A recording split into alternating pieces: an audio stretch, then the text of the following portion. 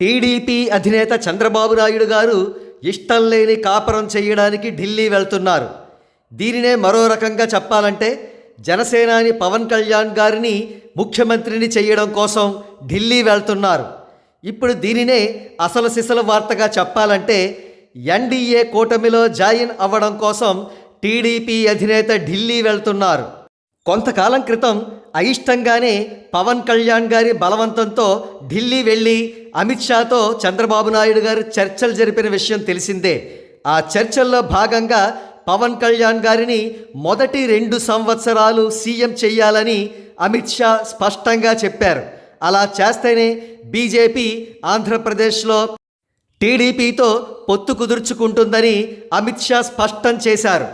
అసలు అమిత్ షా గారు అంత పట్టుపట్టడానికి ప్రధాన కారణం ప్రధాని మోడీ గారి అజెండాలో భాగంగా ఆంధ్రప్రదేశ్లో పవన్ కళ్యాణ్ గారిని సీఎం చేయడం.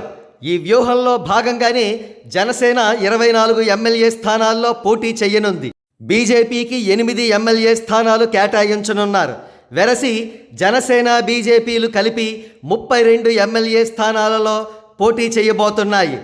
జనసేన పోటీ చేయబోయే 24తో పోలిస్తే జనసేన బీజేపీలు కలిపి పోటీ చేసే 32 అనే సంఖ్య ఉన్నంతలో కాస్త గౌరవప్రదంగానే కనబడుతోంది. ఒకవేళ టీడీపీ మ్యాజిక్ మార్కుకు చేరుకోలేకపోతే జనసేన బీజేపీల తరపున పవన్ కళ్యాణ్ గారే సీఎం అవ్వడం ఖాయం.